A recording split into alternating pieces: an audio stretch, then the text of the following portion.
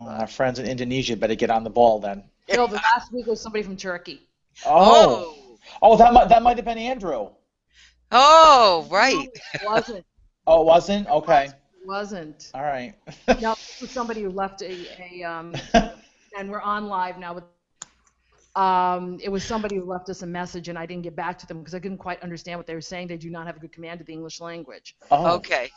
I wasn't sure how to answer it, but I probably should. I've got to be careful. I've got to answer stuff like that. You do, because you keep asking for feedback. But the person I think was asking was, what are we talking about? Oh, So, and that's also a consideration as to how I'm going to say things. I'll probably say things a little bit differently now because we can't always assume that everyone watching us is an insider. okay. And that's important. For the new evangelization, that's very important. So, Okay. all right. Are we ready? Yes. Push the buttons and let's go.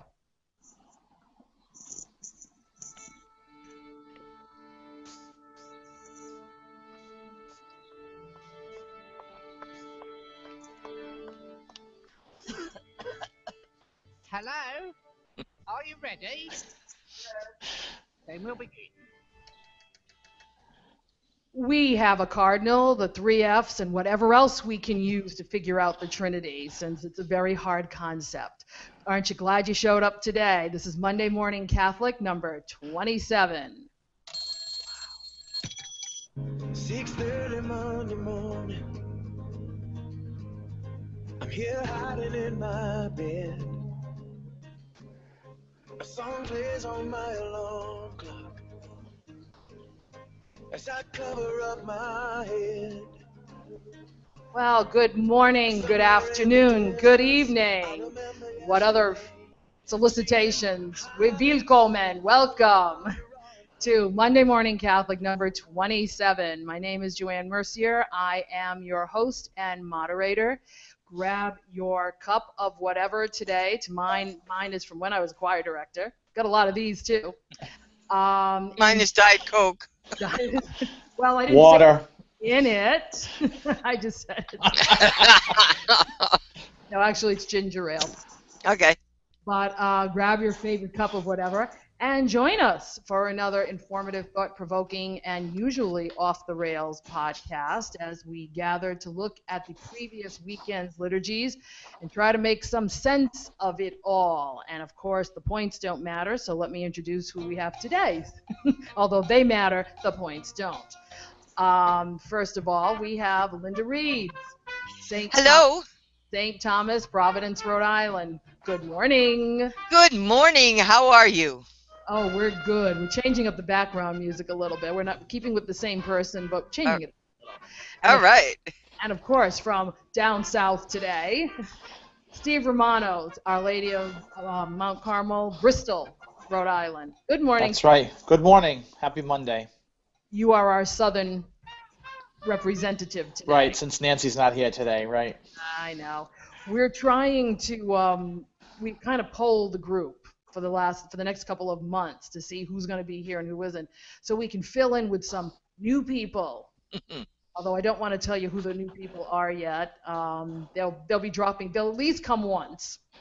Whether they'll come back again, I'm not sure, but they'll at least show up once to give it a try. But we want to bring more people into the mix. So we'll be doing that as we get going.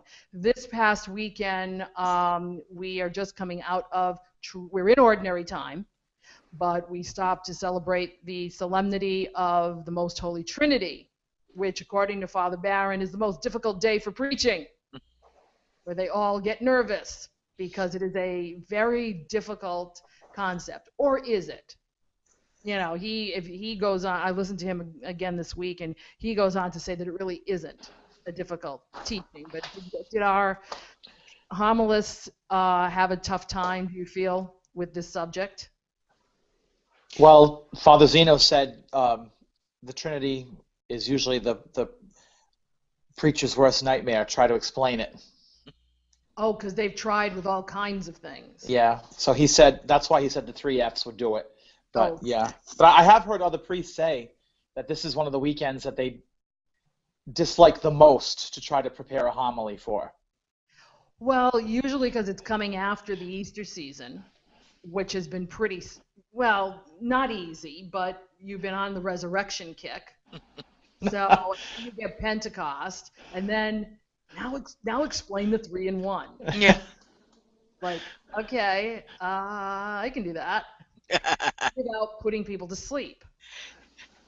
I think that's probably it, because a lot of them will dig into their theological bag, because that's what they've learned in Theologate.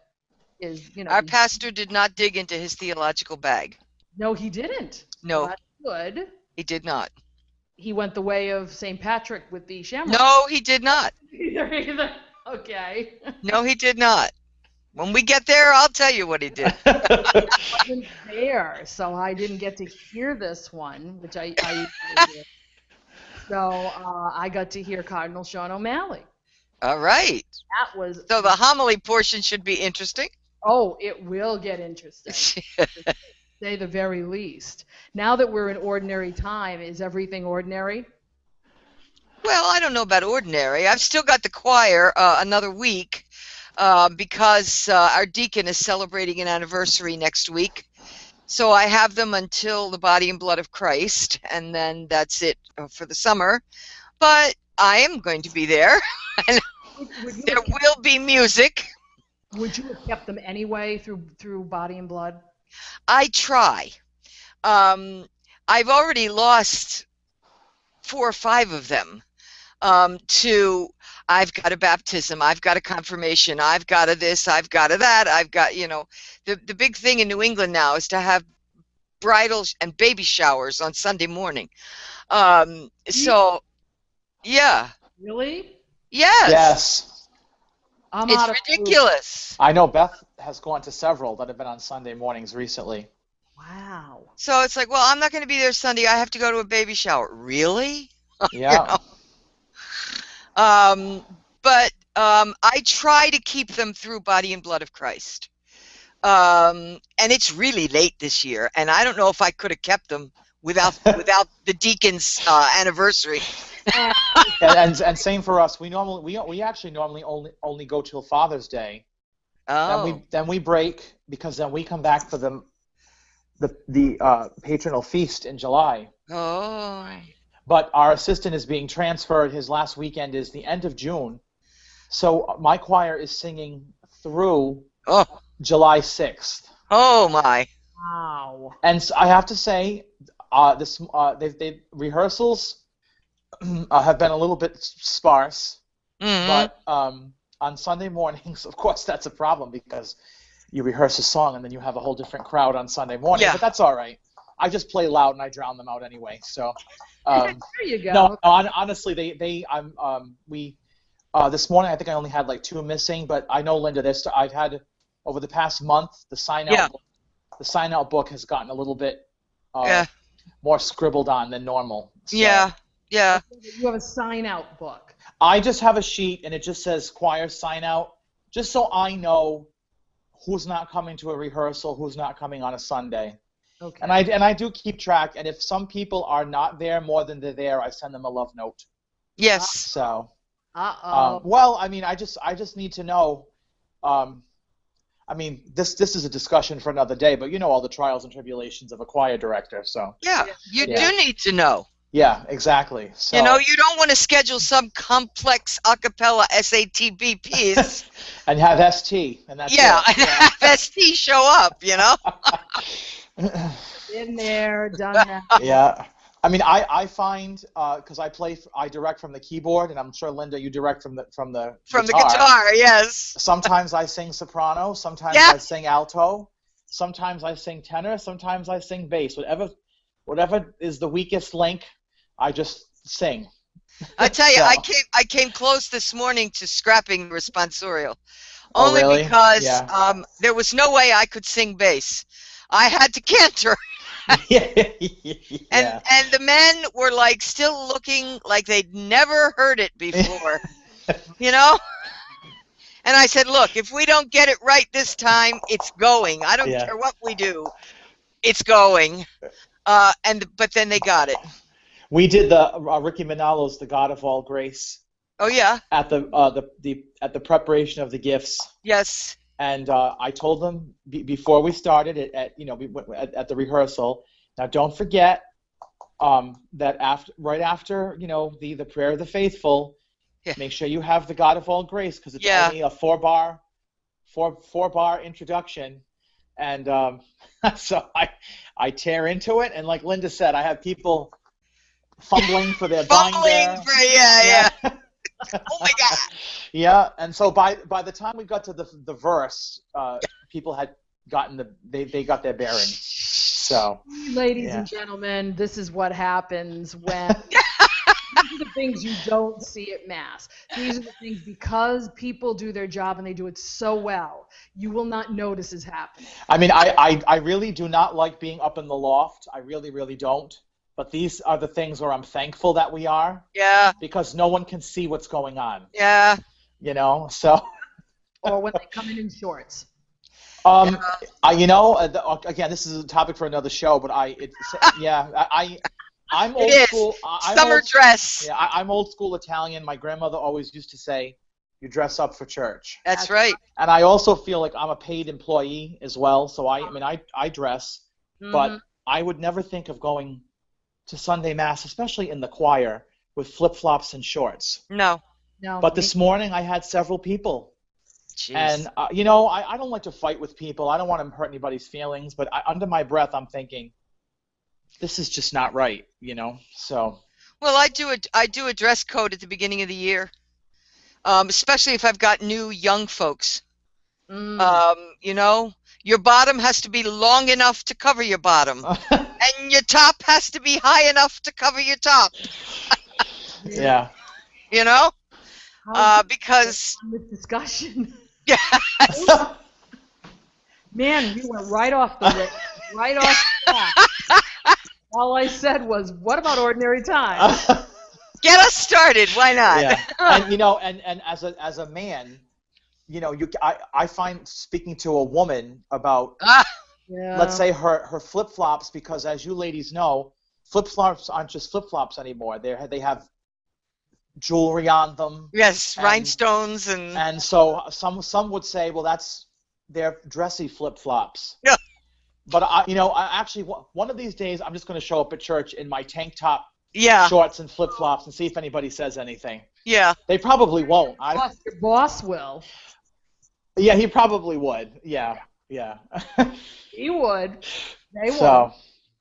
They'd go, "Ooh, this is what we can wear now." Yeah. So ordinary time. Yeah. We've gotten way off topic. Yeah. We have gotten so far off topic. I wanted to see where we'd land, so I don't know if I can segue into anything at this point. How about the readings? Yeah. But I'll give us 200 points just for getting off topic so fast. Do with them what you will. Okay, let us then move into, since it is ordinary time, but we have two solemnities that fall on Sundays. This one that just passed is the Most Holy Trinity. So let's see. Let's move right into Do You Hear What I Hear? We all hear the same readings, and we did. But the homiletic interpretations are just slightly different. And how different can you get when you've got a pastor, two pastors, and a cardinal? So I will save the good cardinal for last, as we take a quick look at what the scriptures were this past weekend, if you weren't paying attention or weren't quite sure where we were. Exodus was our Old Testament reading, Exodus 34, and that, again, we're continuing with the Moses theme, the people in the desert and God showing who God is. Daniel 3 was the Psalm response. Okay, now some people get a little confused by that because they think it's always the Psalms. Well, it most always is. Almost always. Yeah. We have a couple that we use that Canticles. Okay. Isaiah 12 is a canticle. Daniel 3, the Magnificat is used as a canticle. Canticle. Yeah. So there's a couple of them that we kind of spread out during the year, and this is one of them. Of course, this is the great Glory and Praise Forever. Yes. One we had this morning had so many glory and praises, and I felt so bad for the cantor. She was doing a marvelous job. seconds. It was Glory and Praise Forever.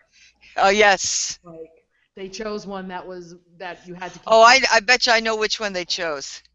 I had not heard this one before, so this was new. Because we did one that was similar. That was every time you turned, not today, but in the past. Right. We've done every time you turn around, it was Glory and Praise Forever. You know. It wasn't one of the big three though. It wasn't Haas or Haugen. I had not. No, this wasn't. Okay, all right. This wasn't.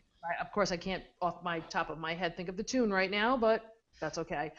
I just felt bad for the cantor. Yeah. Kind of like, and especially in front of a cardinal, she's like, oh great, I got to do a hard one. That's when you want to be kind to your cantors. Yes. Do something easy when the big men come to town, because then they don't feel so.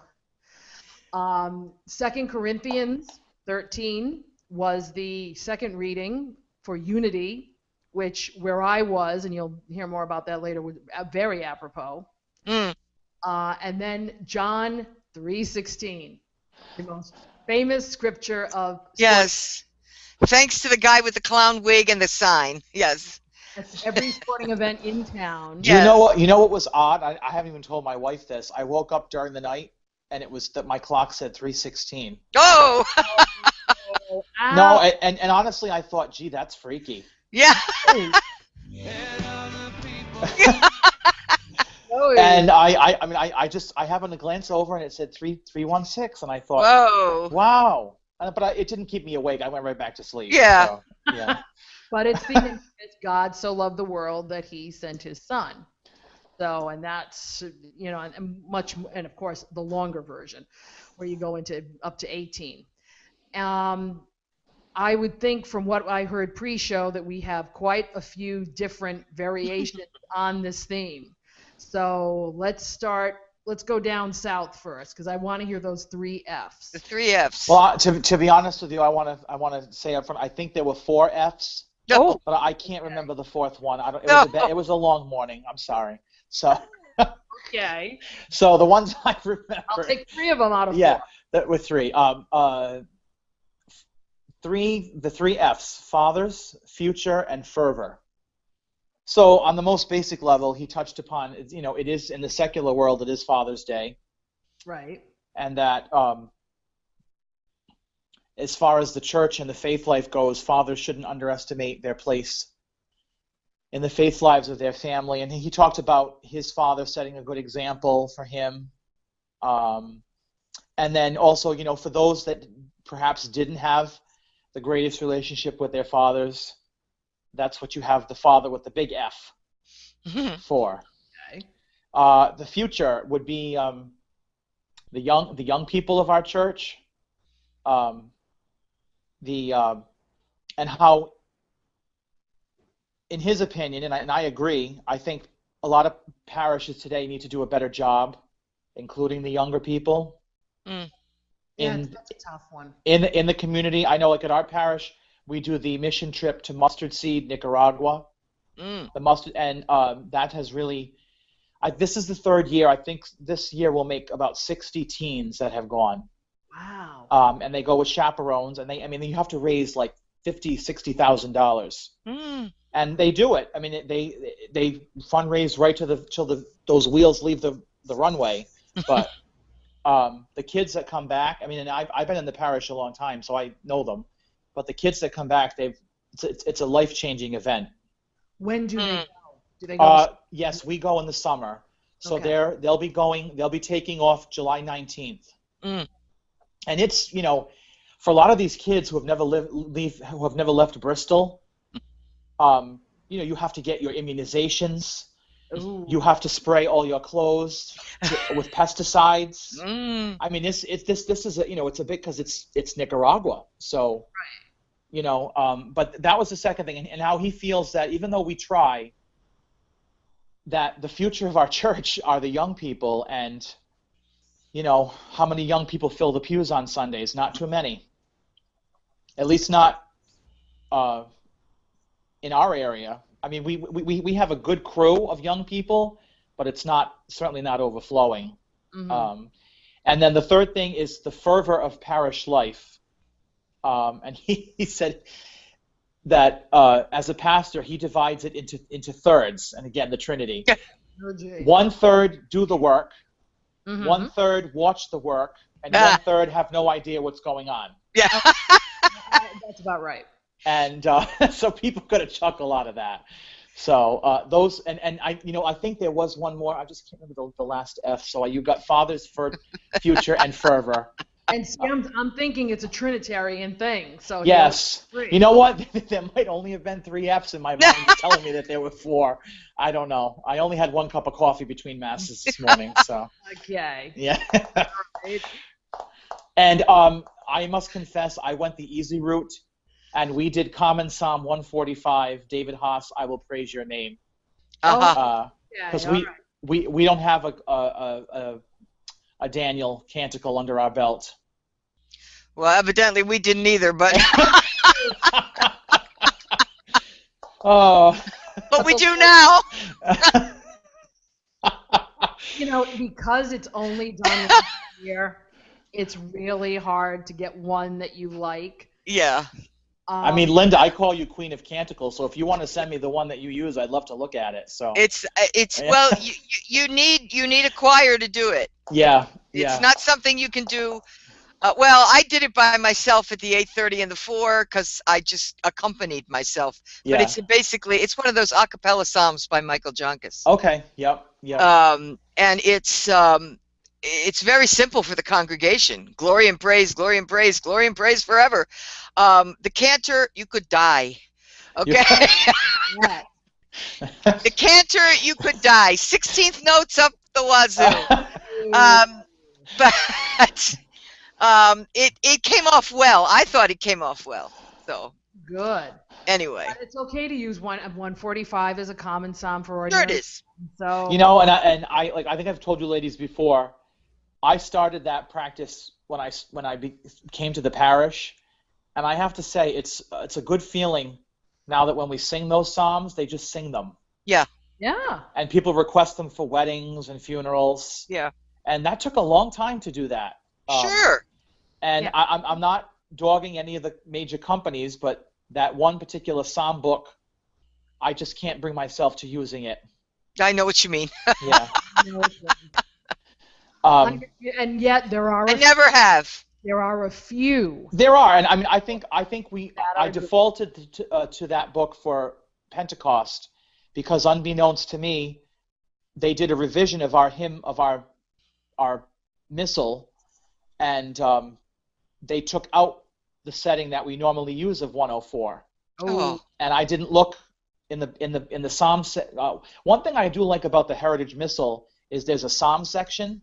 Mm-hmm. Yep. But they've gone through it this year as a new revision, and some things have disappeared. So I got to go through it and really look and see what they took out and what they added. So, but anyway, common psalms, I really like them. Yeah. But I understand, like Linda, you say you like to do the psalm of the day, and I do. I do. I also understand that too. So. But Stephen, I've been Yeah. at this a lot longer than you. Yeah. And so my congregation knows dozens and dozens of psalms Right. because I've been doing it for over 30 years. Yeah. You know? So. But it feels good after you've done these for so many years to hear people taking. Yes. Yeah, and just sing them. Yeah. Even the more complex ones. Mm-hmm. You know? That's great. That's great. Linda, Yes. what have you got from home since I wasn't there? Okay. Father John started with the reiteration of the gospel. God so loved the world that he gave his only son, blah, blah, blah. John 16, he said, has been called the gospel in miniature Okay. because it captures the basic essence of what we believe, that God is a loving Father, Son, and a Holy Spirit, and their interaction is one of love. And he says, of course, this Trinity Sunday reminds us of this sort of intertwining of loving persons. And then, of course, like Father Zeno, he said, this year it falls on Father's Day, and he hearkened back to the Exodus reading, where God reveals his name as the Lord, slow to anger, full of compassion and kindness, and how this sort of underscores what a father should be. Slow to anger and full of compassion and kindness. And actually, he said, it's probably what a mother should be too. But he said, since it's Father's Day, we'll go with Father, okay? And that God revealed his name to us so that we would know him even more richly. And then he went on from the Trinity to say what prevents us from living in the ways that we are called to live, to imitate God, the Lord, who is slow to anger and rich in compassion. And he went off on how it's very difficult for him to listen to the news anymore because of you know, when a 15-year-old boy shoots a 14-year-old boy, and somebody walks into a church and kills one priest and wounds another priest, and he said, oftentimes we shake our fist at God and say, why don't you do something about this? And he hearkened back to a song by Matthew West about God's answer is, I did do something about this. I created you. I put you here to be my presence, my loving presence of slow to anger and rich in compassion in the world. So he ends by saying, on this Feast of the Trinity, may we reflect that God loved us so much that he sent his Son, who in turn sent us their Spirit to guide our lives. And may we always be more open to try and, if we change ourselves, eventually that can obliterate some of the sadness and terror in society. Well, he wove in what happened this week. Yes. Arizona, didn't he? Yes. That's yes, a scary thing. Yeah. You know, there are many of us who are in churches late at night, you know, in offices, church offices late at night. And that's just, you know, it made me a little concerned. It scares me to be in the church at night. Well, you know, and they said it was a nice part of town. Yeah. We're not talking inner city. We're not, you know, that's something you would think of inner city. Yeah. By the bus station, you know, that type of, around here that connotates a negative. In Arizona, they said it was a very nice part of town. Yeah. Understand what happened. I mean, but it's nothing is safe. No. If any of us think that we're safe doing this work, we're not. We're not supposed to do this work to be safe either. That's the other side. We're not supposed to think about it in those terms. No. We just go do it. No, some of us won't. I mean, some of us think that what we do, you know, we do the safe stuff, and other people go out and feed the homeless and you know, the streets. But ours is just as you know, not as safe either. Well, Stephen, you're up in the choir loft. That's a little safer. You know, not to make light of anything, but about 8 or 9 years ago, we had a guy that was around the parish. He might have been, I would say, in his 50s. But obviously, he might have been, I don't know, schizophrenic or something. Oh yeah. But I didn't know anything about him. But he thought he was he thought he was Beethoven's brother. Oh gee. And one particular Sunday, bless his heart. I know. The opening hymn was "Joyful, Joyful, We Adore Thee." Oh.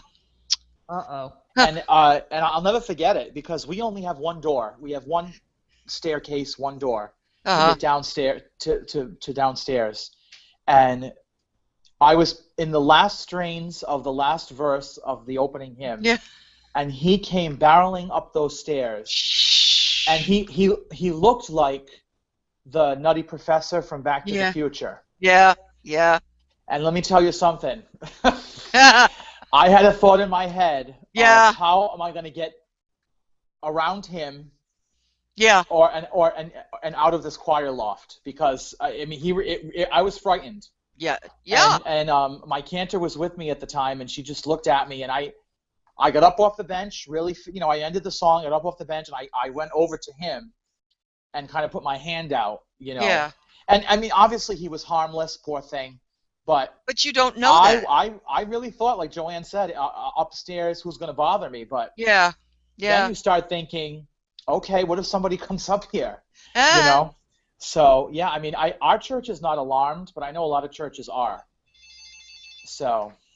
I had one interesting experience when I was cantor at a cathedral, where my cantor stand was next to where they had a 5.5, 6 foot corpus on a cross. It was the old one. And oh no, it wasn't that.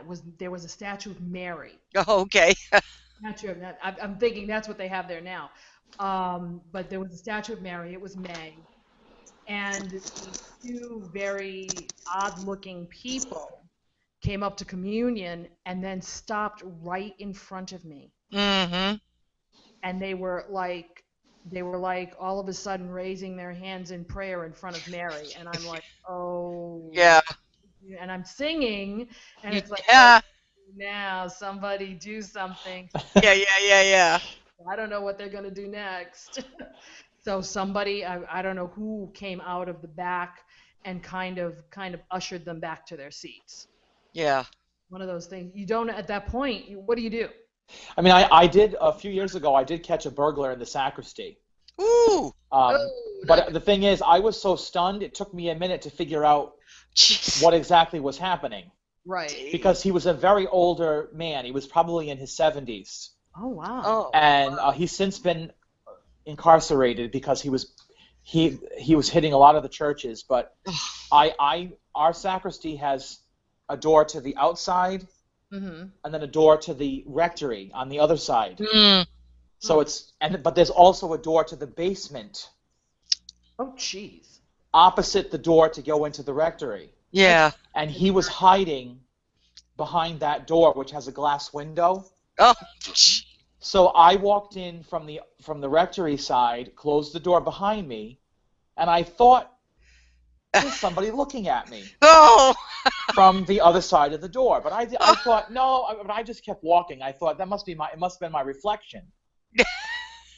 And before you know it, the door he's opening the door. Oh, jeez. So I was so stunned. I didn't know, and like I said, he was an elderly gentleman, so I didn't feel scared, but he could have probably bunked me over the head or something, you know. But you don't know who has a weapon. No. And honestly, I was so stunned by it. He went out the exit door, and they didn't catch him till he did it again a few weeks later. So I guess I think like Joanne's right. You think you're in a church, so you think you're safe.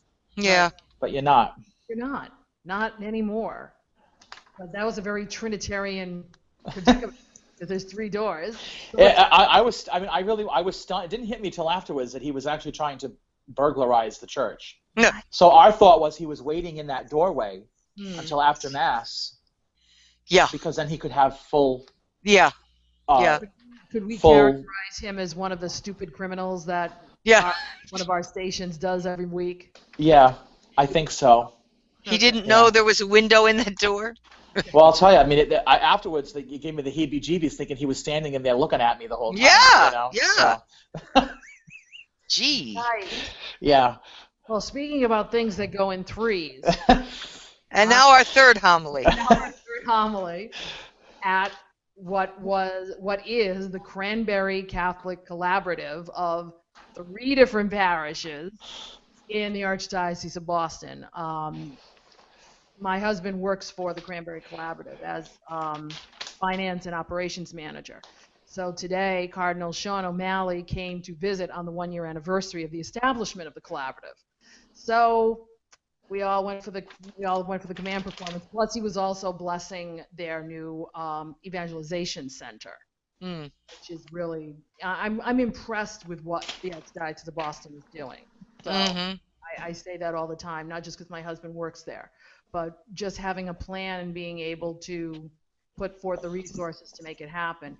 That's a big plus in my book.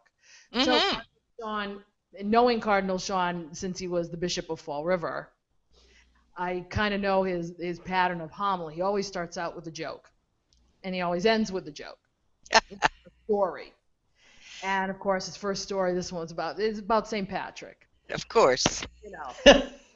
St. Patrick and the tribal chief, and there Patrick comes to speak to all the Celtic tribes about God, and he takes his and the tribal chief is there standing with him, and he takes his big stick and he sticks it right in the ground, and he starts giving this wonderful oration, and then all of a sudden you see the tribal chief turning red, white, and then he passes out. So everybody comes over, and during the talks, he comes over and everybody's trying to take care of him, and they wake him. He finally comes out of it, and they're saying like, "What happened? What happened?" He said, well, you kind of stuck your stick in my foot." No. And St. Patrick says, "Well, why didn't you tell me that?" And he says, "Well, I thought it was part of the ritual." Oh. So. Oh boy. And of course, he always gets everybody laughing. And he said, what the tribal chief failed to realize was that being a disciple means embracing the cross. And then he goes on, and then he started going on from there. Now, since this was both Trinity Sunday and the a celebration of the collaborative, they have a sign in the back of the churches in the collaborative that say, "Go and make disciples of all nations." So he was plugging in not only with the readings, but with that Great Commission sign. And he said, of course, you only see half of it on the sign. He said the rest of it is, go and make disciples of all nations, baptizing them in the name of the Father and of the Son and of the Holy Spirit. So he rolled the Trinity right into that. Yay. He says the Trinity is a truth that Jesus came to reveal to us, and it is what makes us Christian. Because all Christians who say, all that are Christians say that they believe in the Father, Son, and Spirit. Okay? So the Old Testament reading is showing, in the Old Testament reading, it was showing that God is who he is, who he really is to his chosen people. So there's your Exodus reading. The revelation that God is one. And the great temptation, because of course the great temptation of any of the pagans at that time, and the Israelites fell into it occasionally, was to worship more than one. Yes, they did. Hammering home of God is one. You only worship one God is the big story of the Old Testament. Then you get to the New Testament where God begins to reveal more about himself, especially in the gospel, where he sent Jesus, his son, and Jesus shows that there is one God, but that's not the whole story. That there is Father, Son, and Spirit. Now, this is where the Jews found Jesus' message hard to embrace, because they're being told all the time, one God, one God, one God, and now God is one but three. Yeah. So that's why he said that's one of the reasons why the Jews found it hard to listen to Jesus and believe what he was saying. But in the Gospels, we get two glimpses of the Trinity where they're all there together. The baptism of Jesus and the transfiguration. Right. So those are the two places where you actually see the Trinity in action, where you've got the Spirit is around and the Father is speaking and Jesus is there. And of course, in John's Gospel, he's always saying, the Father and I are one, and we promise to send the Spirit. So it is the most important doctrine, the Trinity, of the New Testament. And then, of course, with the second reading, we are called to reflect that unity amongst ourselves as Christians, and especially to others. So as long as God is number one, going back to the Old Testament, as long as God is number one in our lives, then all the other priorities will fall into place. And of course, he had to throw Chesterton in there, because he does that, and he says, it's impossible to love God and not love our neighbor. And of course, Chesterton quote, Jesus told us to love our enemies and our neighbors because usually they are the same people. Yeah. So then he went on from that point, trying to bring home the celebration of these three parishes under one pastor, one system, and how this is empowering us to be disciples, to go forth. So it was a really nice way to kind of roll all of that in together. Yeah. To him. It was a 21-minute homily. Wow. Believe it or not, but you didn't think it was. Mm. Because he speaks very well. He also speaks where people live.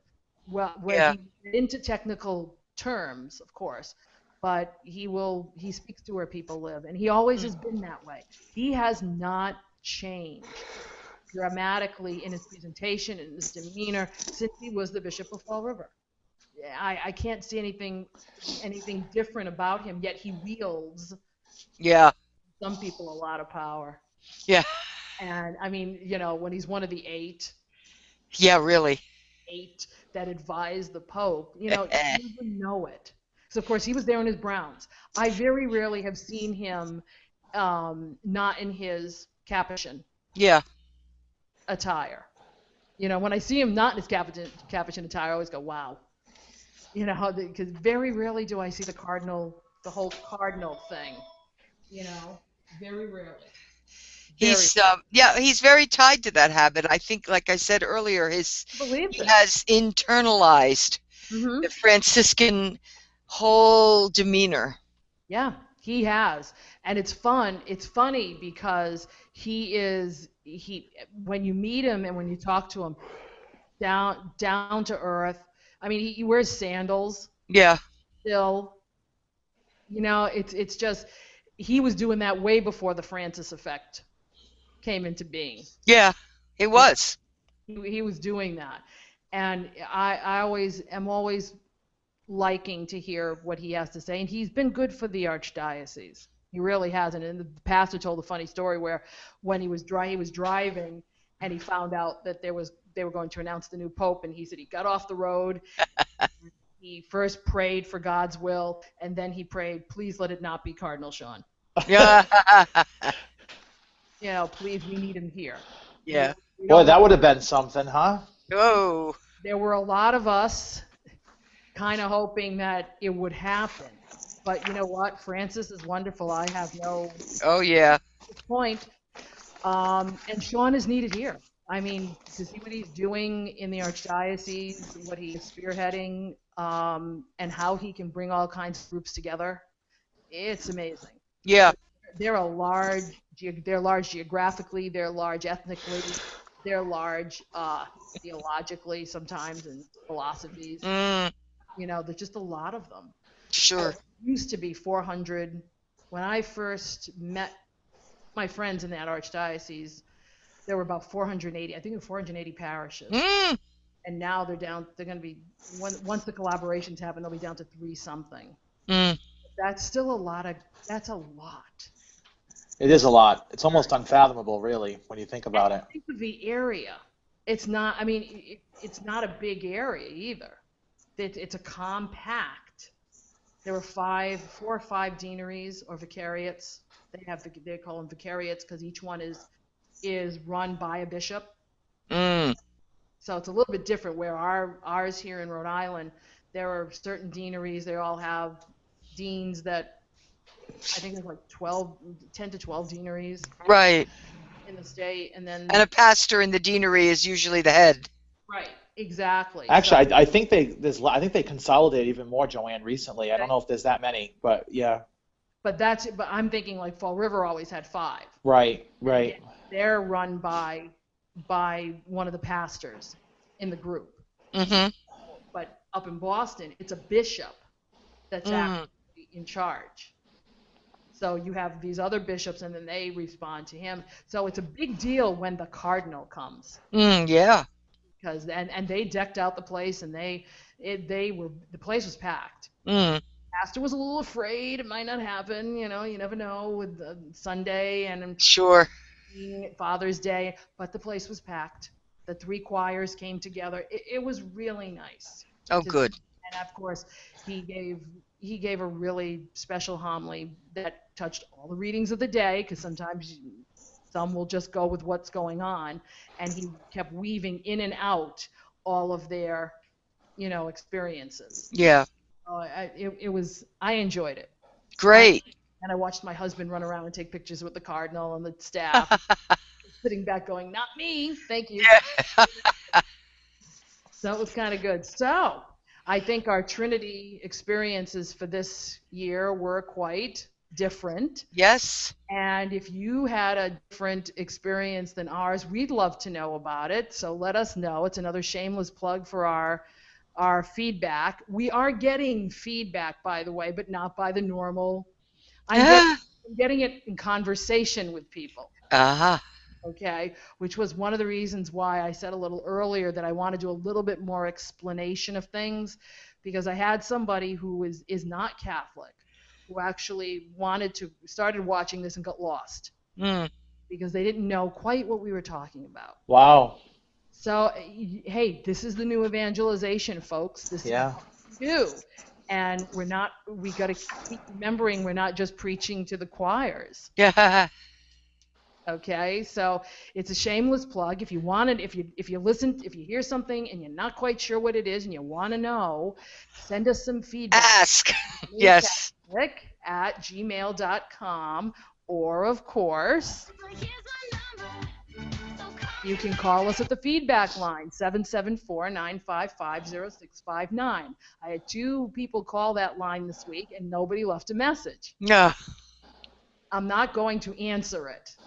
Okay, I'm going to let you leave the feedback so that I can deal with it after. So just to let you know. But if you have any questions on being Catholic or anything that we're talking about, where do these readings come in? How do you choose them? Whatever. Send us some feedback. Let us know. Okay? Moving right along, I think we're going to pass up the right stuff because I talked a little bit about the cardinal being... The right. being there. We've been talking about ritual. So let's move right along to our technology section.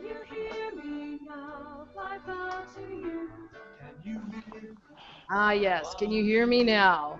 The lovely technology section. And I had something come up this week, which I put on Facebook, and quite a few people saw it. 100 ways to serve your church. This came out of piercedhands.com. I will put that up on our honorable mentions section. It's a blog by Meg Hunter Kilmer, and she, for the new evangelization, started talking, people say, we're all called to serve, but just what can we do?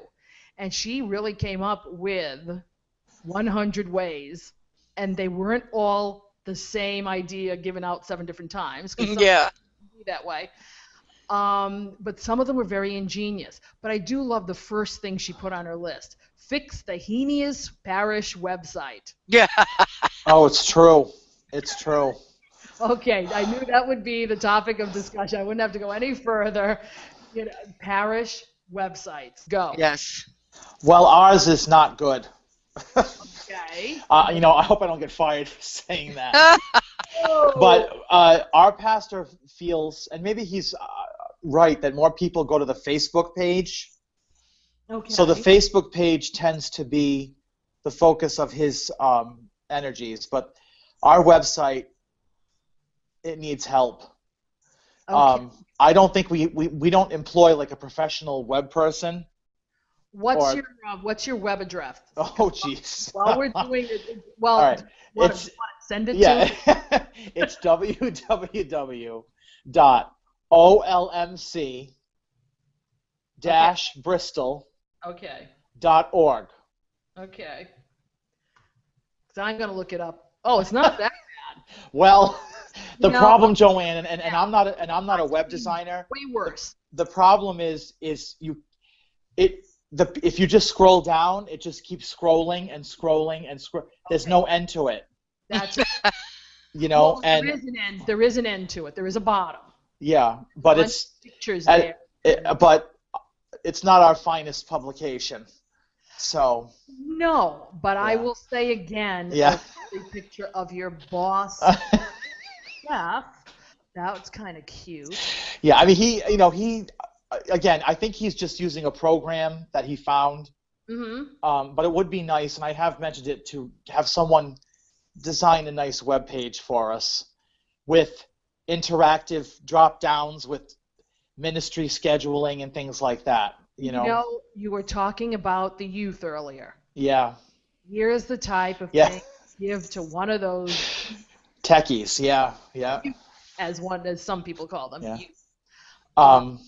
And give it to them to try to be responsible for, or a group of them. Yeah. If they're really tech savvy. The only thing with Facebook is, there's a couple of things with Facebook. Not everybody wants to have a Facebook page. Yeah, I know. Because of how Facebook acts. Yeah.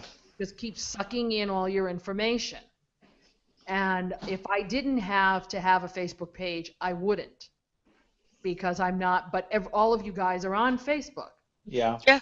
So. Gee, if it wasn't for Facebook, we wouldn't talk to each other. Yeah. This is true. But the problem comes when you're trying to reach people. Yes, you can say, well, they're all on Facebook. But more than likely, people are going to go to your website they're going to go to your website because that's where all your information is supposed to be. Yeah. So it's better than to pay for something really professional. I mean, I've heard that you can pay upwards of thousands of dollars for web pages. And with certain, and I'm not always a big fan of that. Yeah. I'm a fan of something easy and quick, but gives you all the information. Yeah. Linda, how's yours at St. Thomas? Well, we did have a young person set it up for us. And it does have 3 or 4 different pages. But the young person went away to college, and so now Father John is kind of responsible. Yeah. Like he's got nothing else to do. That went to became a different site, if I remember correctly. Yes, it did. We lost our domain name. Oh. So we had to do it all over again. What is it now, Linda? Danged if I know. It used to be St. Thomas Church Prov, P-R-O-V. But now it's not a .org anymore. Right. Oh, that's what it is. It's not a .org. Yeah. We had to do a .net or a .com or something. Quite frankly, I forget what it is. Yeah, because I'm trying to find it and I can't either. Because I found the one that you had before. Yeah. So. And Father John does go on the site and updates the ministry assignments and all. Right.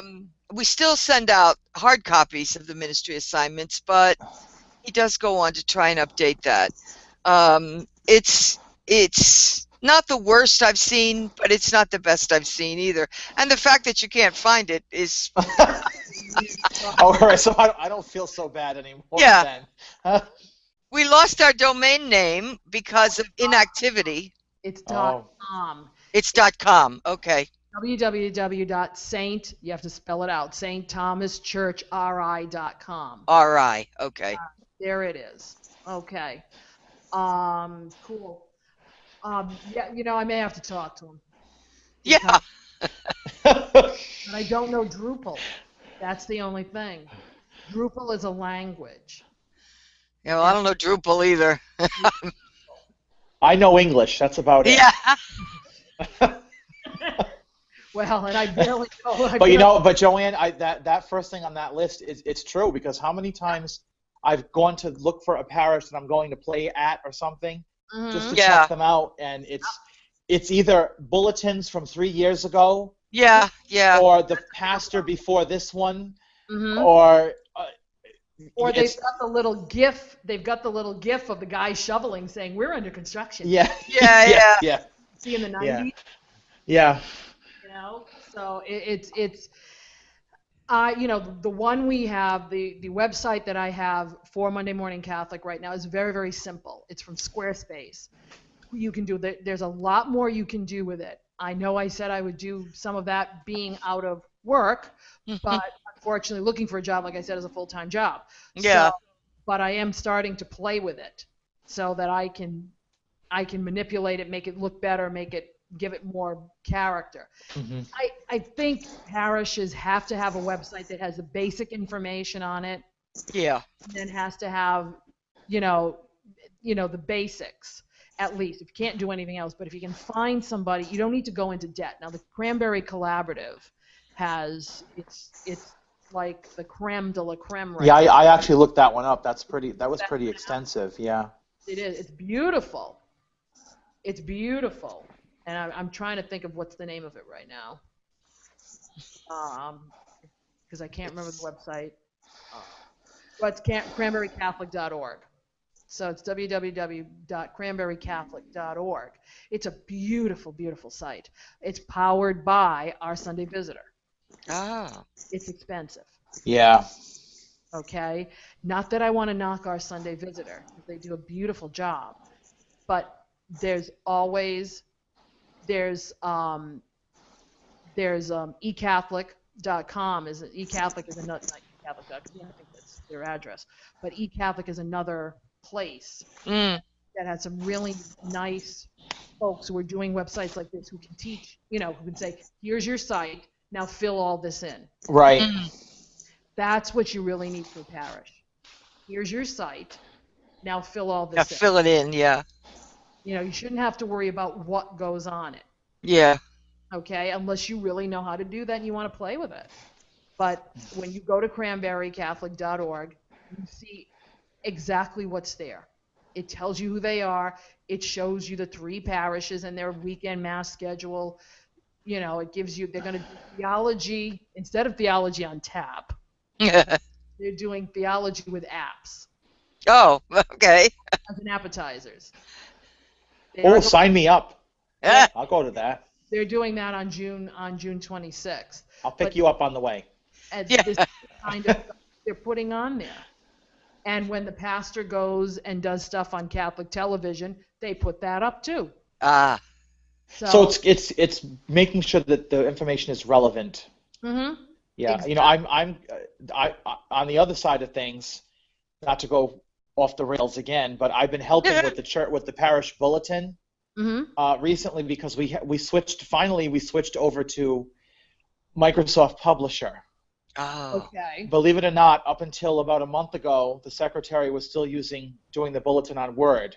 Oh. And so the bulletin company, to give her the hint, they sent her the disc for Microsoft Publisher. Nice. So we installed it, and she said, well, can you help me with it because you have a good eye with things like that.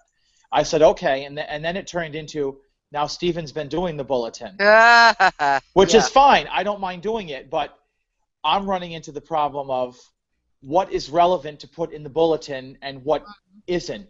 Because it's my thought of if you run the same thing every week, people are just going to throw it in the trash. Right, exactly. No, you're right. So I'm getting a little bit of resistance from different parties when I want to change it or put something. Well, why does that have to go in there? Well, because it's relevant to what's going on. Yeah. And, the Nocturnal Adoration Society is wonderful, and I love them all. But we don't need to be reading their intentions for August, now. Right, exactly. And so I think, it all plays around what is most relevant, or else people aren't going to read it. Yeah. Right. But in this, going back to the genesis of all this, even though she's got that as number 1, she's got a lot of other good things too, like rip and seal the pews, iron the altar linens, invite the priest to dinner, make sure that the light bulbs are working in Yeah. the church. I mean, I don't know if that was one of them, but replace burned out bulbs. Yeah. That's one of my pet peeves. So I like volunteering to bring people to church. yeah, that's a nice one. that one. Yeah. Host a supper club. That could be the beginning of small group faith sharing. She's got a whole bunch of things here. Check this out, folks, because she even has something that says apologize when you're wrong. Yeah. Where's that thing where goes a long way. Joanne, hit that button and the people say amen. Where's that button you have? Yeah, right. Yeah. There you go. So take a look at this. Her blog is held by his pierced hands. It's at piercedhands.com, and there's some really good stuff there. Pass it along to folks. This is definitely discussion starters in any parish. But yeah, even look if you look at her site, This is, I believe, a WordPress blog. Let me roll all the way down to the bottom. Yep, it's a WordPress blog. You can get what parish can get a WordPress blog and make it look like a parish website. Yeah. You know what I mean? So there are ways to do this, and it shouldn't be out of any parish's realm. But I got to admit, Our Lady of Mount Carmel does not look bad. Okay. Well, I hope Father Zeno won't fire me now after I threw him under the bus. So, honestly, Joanne, you know what I think it is? It's like what Linda just said. Like Father John has this other thing to do. Yeah. Just pile it onto the list. Well, you know? I'm gonna say this publicly. I might talk to Father John myself.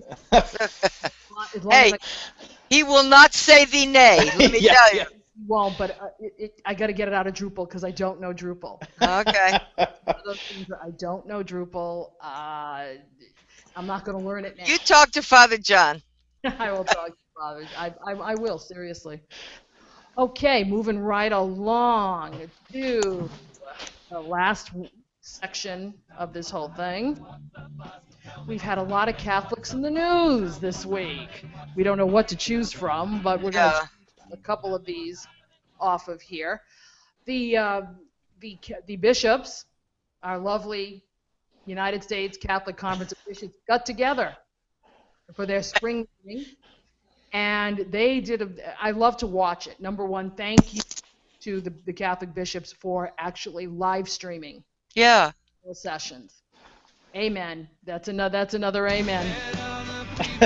Yeah, we got it.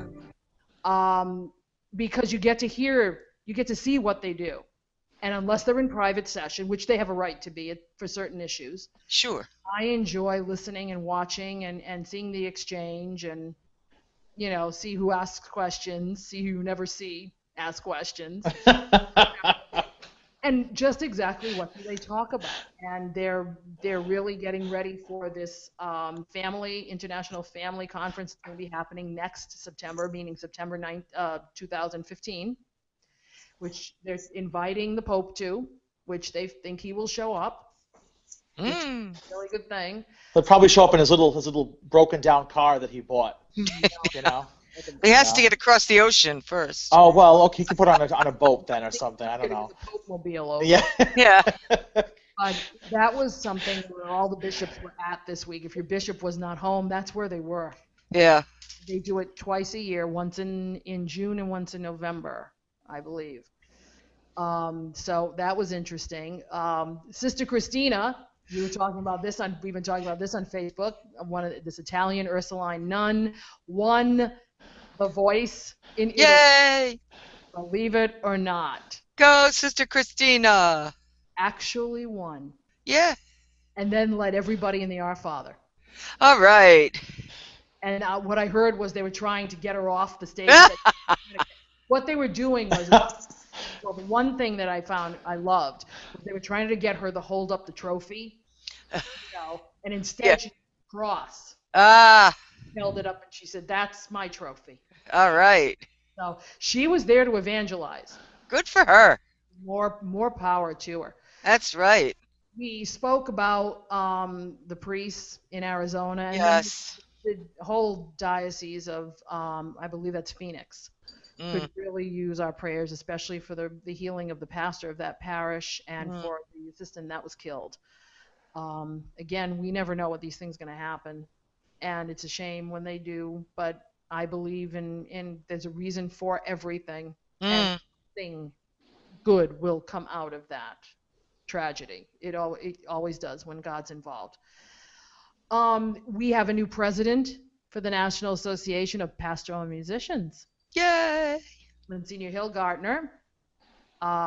We welcome him. Or you guys will welcome him personally when you go to the convention. Linda, yes. I don't think he's Italian, is he? No. No, but that's okay. But he's from Baltimore, so how bad could it be? She's from Baltimore. I am from Baltimore, yes.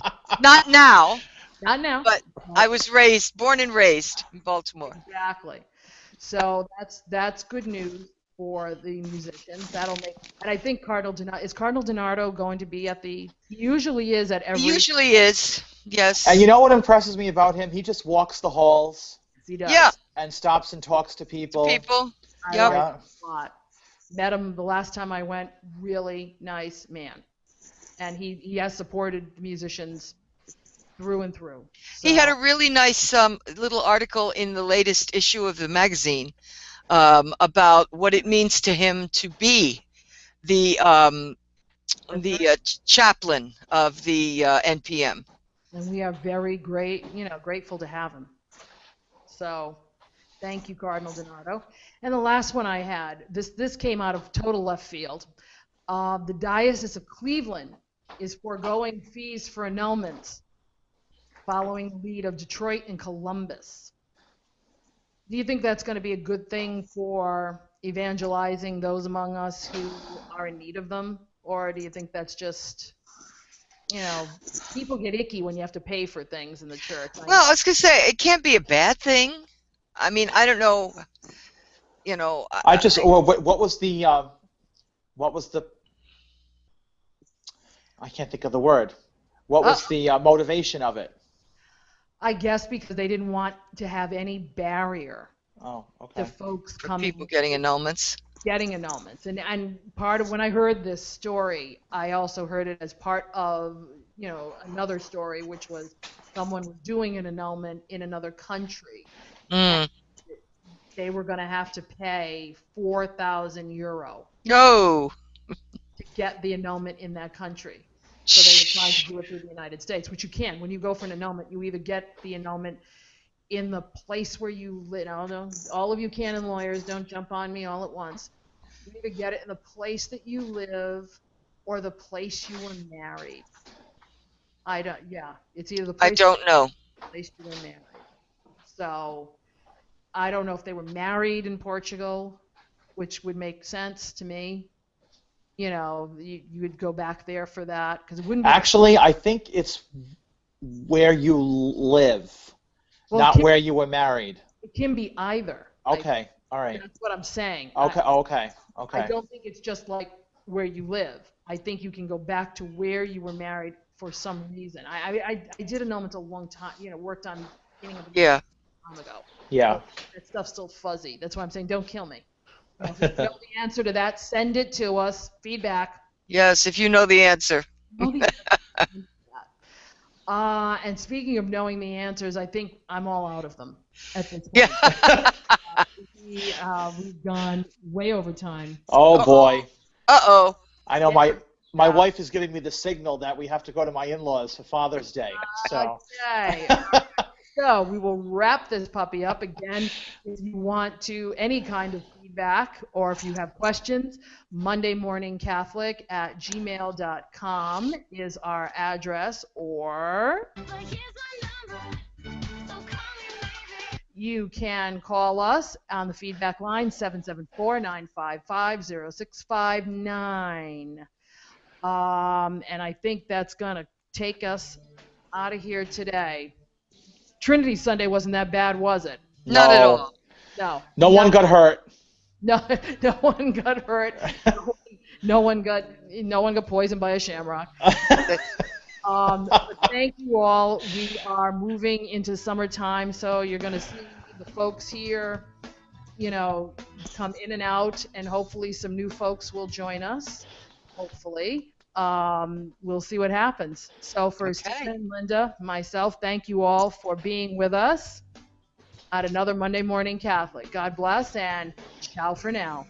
Goodbye. Bye.